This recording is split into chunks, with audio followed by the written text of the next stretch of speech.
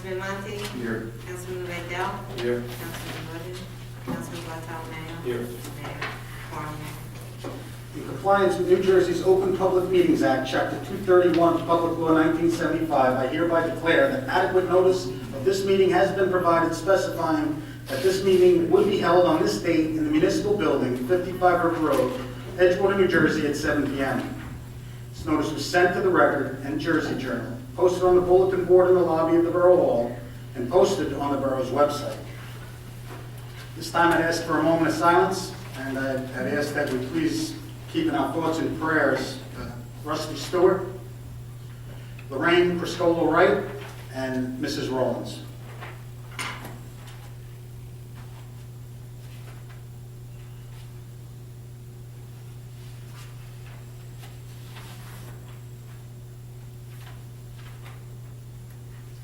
Councilman Monty, will you lead us in the salute to the flag? With allegiance to the flag of the United States of America and to the republic for which it stands, one nation, under God, indivisible, with liberty and justice for all.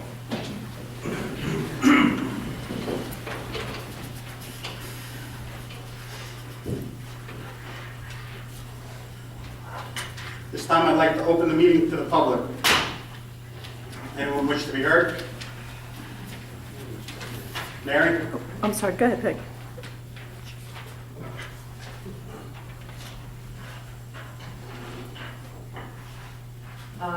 Peggy Warren, 8550 Boulevard East, North Bergen, New Jersey.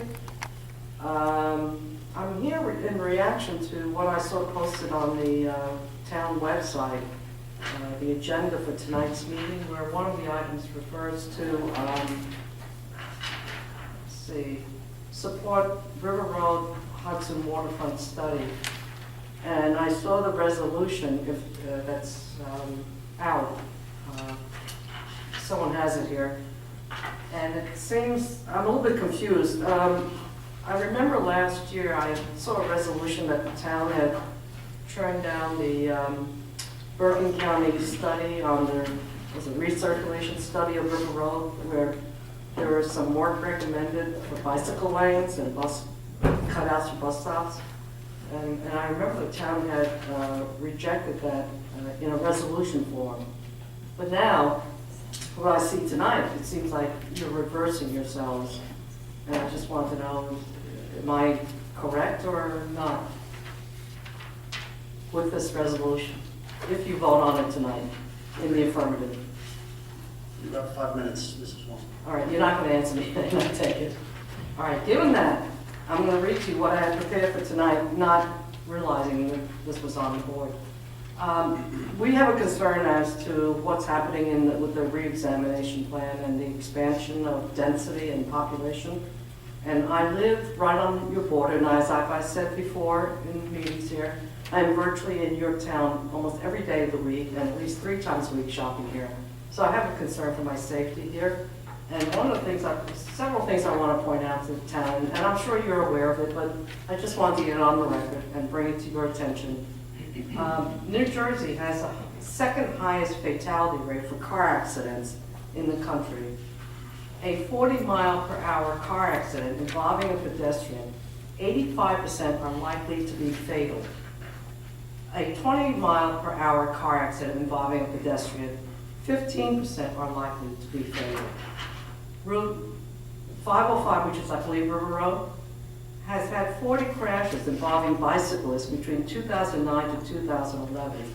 And this is a statistic from the State Transportation Department. There is a national movement that actually got started here in New Jersey. It's called Safe Streets Program, and I assume that you all probably know of it. If not, at least your planner knows of it.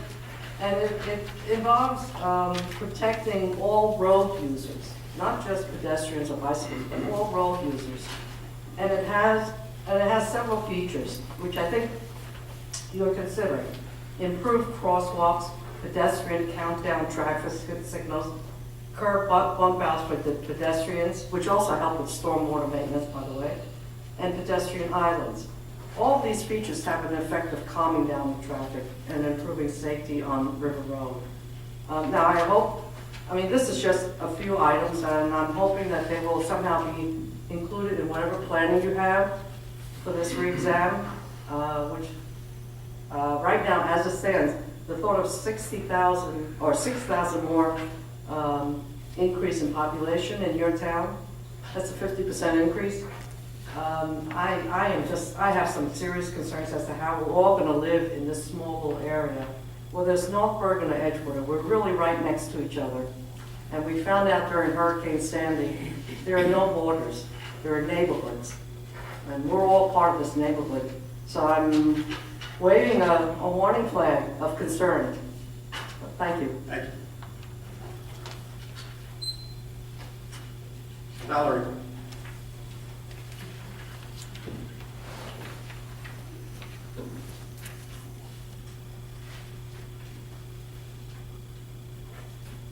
Valerie Gardina, 16 Hudson Terrace, Edgewater. Mayor, at the last council meeting during the work session, I began to ask some questions and make a statement, and I was interrupted a few times, and I actually never got to finish my point of what I was talking about. So I want to reiterate what I said, what I asked and what I said, and a few little corrections that I've become aware of. At the last council meeting, I talked about a resolution that was passed and introduced by Councilman Henwood, seconded by Councilman Bedell, and voted on by, along with Councilman Bartolomeo, authorizing, I guess, the council to seek permission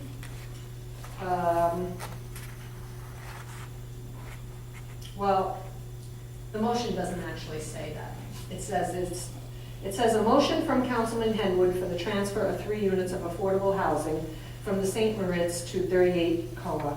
And the motion is in support by the governing body of lifting the deed restriction at St. Moritz for 3 units of affordable housing to transfer those 3 units of 38 to 38 COA. The last council meeting, I was kind of shouted down saying, no, that was dependent on COA approving it. That was dependent on COA approving it. And I said, oh, really? I must have missed that. Well, I didn't miss it. That's not what the resolution said. The resolution took a vote to authorize it. Well, that night I offered any and all information regarding any conversation, any correspondence, et cetera, et cetera. I was told there wasn't any, and there was attorney privilege, client privilege. I reoffered, and I did get one conversation, an email from Attorney Lozier with Fred Dives, talking about the need to move this along for the sale of the building. What I didn't get was the email from Mr. Franz with Mr. Keith Henderson talking about, from COA, saying that COA would not approve this. And I had mentioned what we gave this developer already for 38 COA. I said we gave him $500,000. Well, according to Mr. Henderson, we gave him $650,000 along with a tax abatement. Well, COA denied the motion. Denied giving you approval to do that. Mr. Dives sold his building for $120.3 million, if I could be exact. So this was my real question. My real question is directed to Councilman Henwood and Councilman Bedell, who are up for re-election, and I think they really ought to answer this. Why did they put this motion forward? Who benefited from this? It certainly wouldn't have been the Edgewater residents, because if we took the 3 units off of there and we put them in a building, 38 COA, we were only playing a shell game, and we would still have to be obligated. First of all, you're uprooting three families that are already living in affordable housing. Second of all, COA wouldn't have approved it, and we would have been stuck finding 3 more affordable units.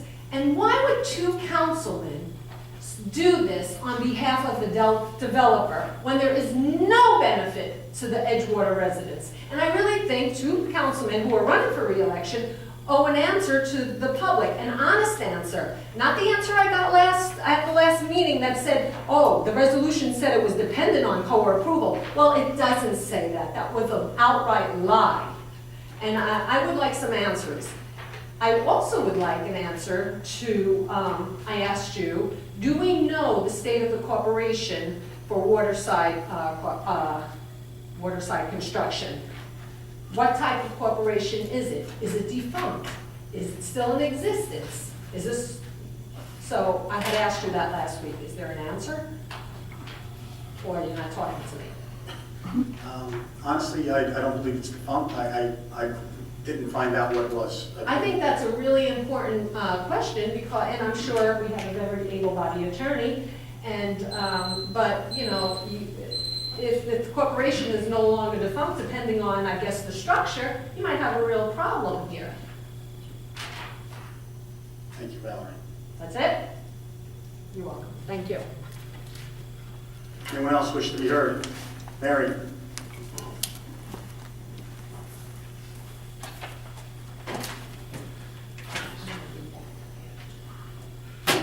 Mary Hogan, 606 on Again, I also want to talk about COA. This is a project that's near and dear to me that I have done hours and hours and hours of work upon to make sure everything is copacetic on it. My first question was the email that I had received through my Oprah request from Mr. Henderson from COA to Mr. Franz, and indicates that there are 41 units in COA 38. Nowhere in anything that I have or any resolutions that this mayor and council has indicates that there's 41 units. There are only 39 units there. And unless the developer has suddenly built 2 extra units after he got approval before the boards, there's 39 units, not 41. And I would also like to get, I presume Mr. Franz has it, because we've talked about this before, and if you could tell me how to request it, because I don't know if it's written or what units have been transferred to 38 COA for affordable housing from other projects within the town. I know some of them, but I'm not sure of all. That having been said, the 150,000 in addition to the 500,000 that was paid to Mr. Dives on this transfer came from project 914 Undercliff Avenue LLC, which is the townhouses on the top of Maple Street, which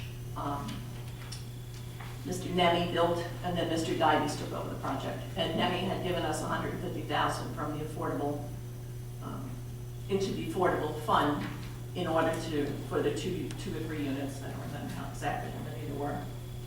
So my question is that a valid transfer in light of COA's new because that is a transfer that has made, and according to Mr. Henderson, when he says,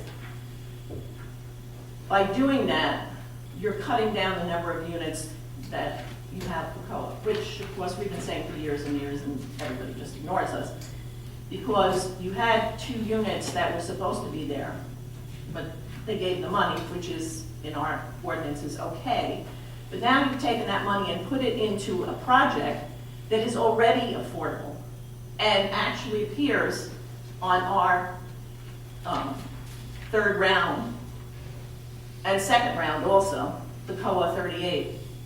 So how do you do it twice? In addition to that, we had other units that were transferred to there, plus the town paid $500,000 for 5 units that's supposed to be the town's units, which I don't know which ones they are.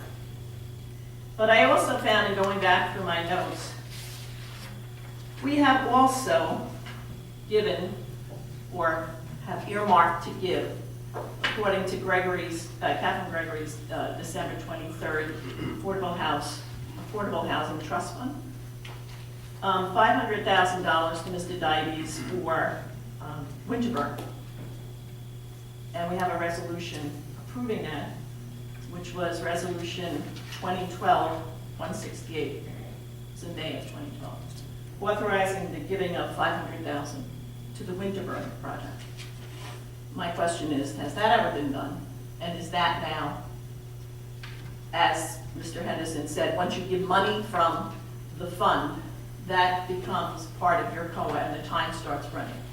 That is not even a shovel gone into that project. So have we given them the $500,000? We seem to be all over the place, and the only one that seems to be benefiting by all of this is Mr. Dives and his projects.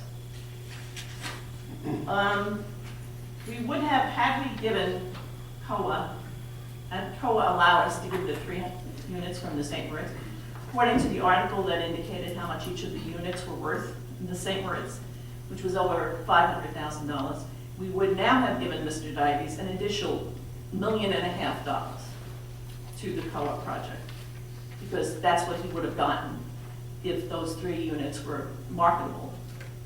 And I just have a question that, I don't know where you guys are coming from, I don't know who you're working for, but everything seems to benefit this one developer. And all your resolutions or motions that you make at the last minute, all benefit him. I don't think you're working for Mr. Dives. I think you've been elected to vote to work with the people of Edgewater. And just one quick thing on Veterans Field. When we had a developed contractor go bankrupt on the community center, we pulled down on the bond, and we did not hire, no offense to you, but we did not hire a separate attorney. And I don't understand why we did it on this. The borough attorney, Mr. Regan at the time, handled it. Because all I know is, since Mr. Dives also owns Waterside Construction, is that all the stuff that's being done, the taxpayer of Edgewater are gonna pay for it, and not him. Thank you. Thank you. Anyone else wish to be heard? Peter?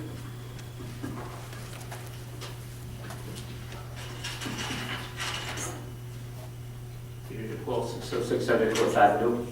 I'd like to have it from the mayor and council, what time the ball field will start to be rehabilitated. There's some date and some news of the negotiation when this can be done. Because we have to get it done this summer to be ready for next year. The second item, if you could in the budget, it's get another bus to replace the senior buses that are begin to wear out, but add some of the safety features, the step that lowers to the curb so older people can walk on with some safety, and use the back lift for chairs and walkers a lot more. I know it slows down the bus circuit, but there's many more seniors in our buildings that are using walkers, canes. They're getting a little slower. So maybe another bus to replace the older ones, if that could be seen in the budget. Third item, I've noticed advertisements in town with pornography being used to advertise their services. Dog looking up the back end of a leg. It's one picture that comes to mind down across from Independence Harbor. Another one, there's a stiletto heel poked into the upper thigh of a crotch. So it's that type of advertisement may be done inside the company, but out in the public for kids and anybody that finds it offensive to just wait for your bus and take an eyeful. I'm not sure where the government can do something, but it's not acceptable as a good taste advertisement. But thank you for your time. Anyone else wish to be heard? Seeing none, I'll close the open portion of the meeting. Right?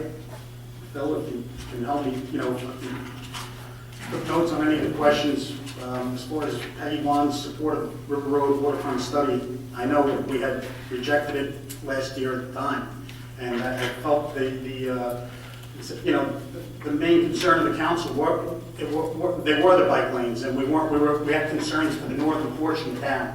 But at the end of the day, we rejected the whole study, and we probably hurt ourselves when it came to crosswalks and to improving bus lanes. So that's why we're reviewing it again. Valerie, I don't believe, I know you have a tape as well, I do not believe that he was making the motion. I think it was to request the state COA to look at it as well. No, that's not what the motion says. I have a Okay, motion. okay, all right. No, it didn't happen that way. I have the Okay, motion. I know that it was a request to send down to see if they could have permission No. to remove. No, you might have talked to that privately in the room, and that's what happens when public business is done behind closed doors. Okay.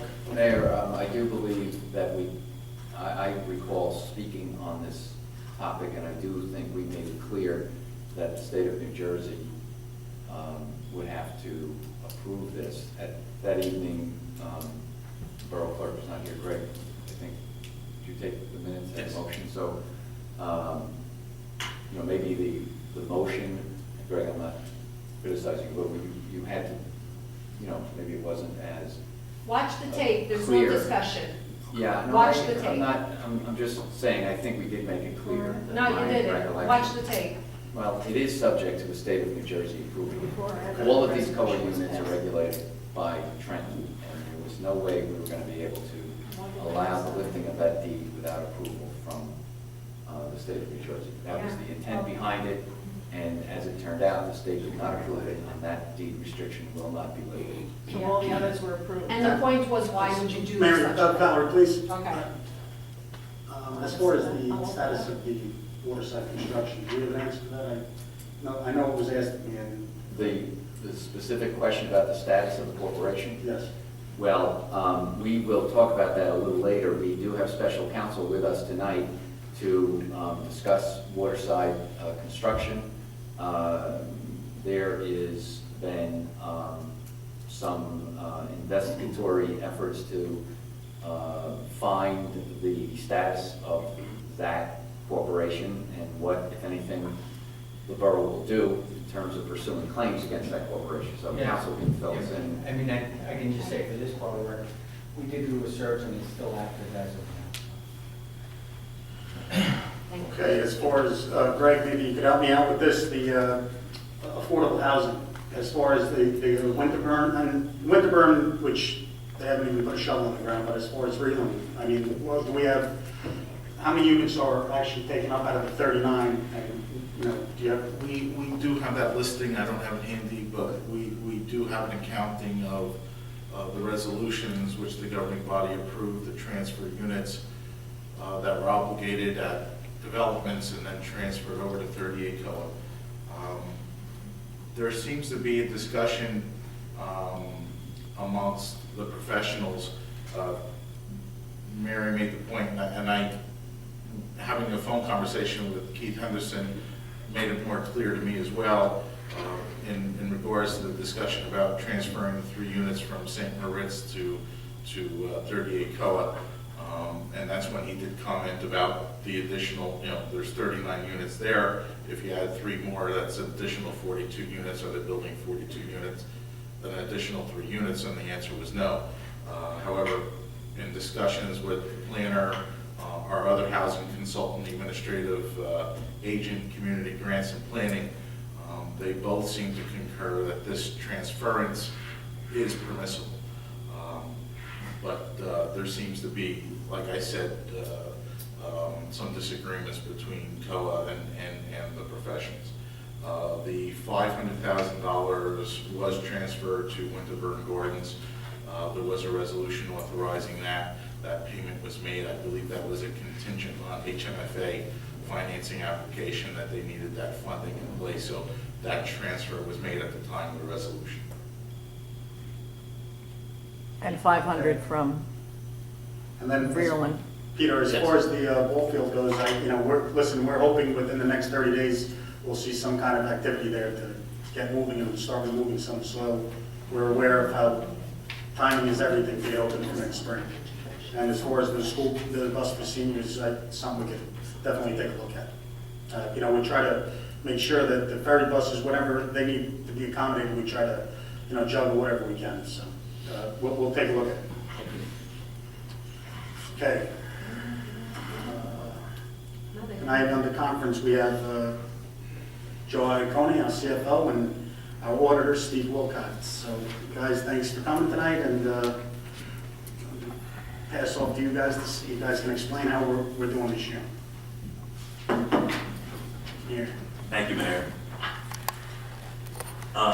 Tonight you have on your agenda a number of resolutions that deal with the 2014 municipal budget introduction.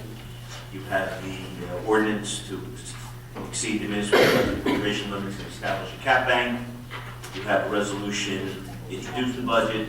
You have a resolution which allows you to blend 3-year average reserve fund collected taxes percentage based upon some hits we took last year in tax appeals, cancellation of taxes, and a resolution to undergo self-review of the budget, which is allowable in the statute. In terms of the appropriation cap bank ordinance, that's something that we do every single year. What it allows us to do is preserve the cap bank that we have at this point, which is, this budget is about $400,000 under the allowable in-cap appropriations. So in order to be able to carry that bank forward to next year and the year after, this ordinance needs to be introduced, public hearing, and adopted at a later meeting. Just one other note in terms of the 2% tax levy cap. This budget represents, we're about $1 million under the 2% levy cap calculation by virtue of previous year budget under cap banks we have from the last 3 years. So theoretically, this governing body had the ability to raise taxes an additional $1 million that you're not, because we don't need to, and those cap banks carry forward for the next 3 years. In terms of the budget itself, the tax rate is projected to go up 3.5 points based on this introduced budget. That's $113 to the average residential assessment of $433,000 A year. a year. Again, the drivers in the budget are salaries, pension, almost $100,000 increase in the Bergen County Utilities Authority for sewer treatment. Even with using the 3-year average for the reserve fund collected taxes, that appropriation is going up $100,000. And again, that's by virtue of slower tax collections and a combination of tax appeals, cancellations as well. So the introduction is on for tonight. The public hearing will be May 19th here at Borough Hall. Steve, in the introduction, are we still able to make any changes to this introduction to the budget? Absolutely, absolutely. You've got now a 4-week window between the introduction and the hearing, and if there's things that happen or there's the ability to make any changes to any of the revenues or the appropriations, you can certainly amend the budget after the public hearing on the 19th. Because you and I spoke at our meeting a couple of weeks ago, and we discussed the exercise that we put into play a couple of years ago, which made it a little bit more difficult for you guys to kind of manage the budget with flexibility. So I understand that. So we discussed the possibility of creating a sub-account in each one of the accounts, or a master sub-account where any of that money that we try to shave off of every department head or every department, that it goes into this sub-account where it can be, gives you that flexibility to manage rather than cause it to disappear. So I spoke to Vince Bona of Unitex I was here for a few hours to implement that, and he's working on that for us so that we can go ahead and do that. And we'd like to, I'd like to get together with Greg soon so we can actually go through that same exercise that we did a few years ago, but, implementing this particular suggestion that will not make your life impossible. His life, not mine. There you go. So if we can still do that, then I have no problem moving forward with the introduction. And as long as we can go ahead and do that, because I was here for a couple of hours and I thought we've been moving along with that, so I'd like to continue to do that. Well, let me ask a question, where are we with that? Why is that not moving forward, or is moving forward with what's going on? From what I understand, Vince was gonna go do a few things I don't know if he was gonna do programming or whatever it was that he was gonna do. He was gonna make some adjustments to the software. Right. So that we can do that. And not only that, but he was going to create a couple of reports that were gonna make it a lot easier for us to be able to perform the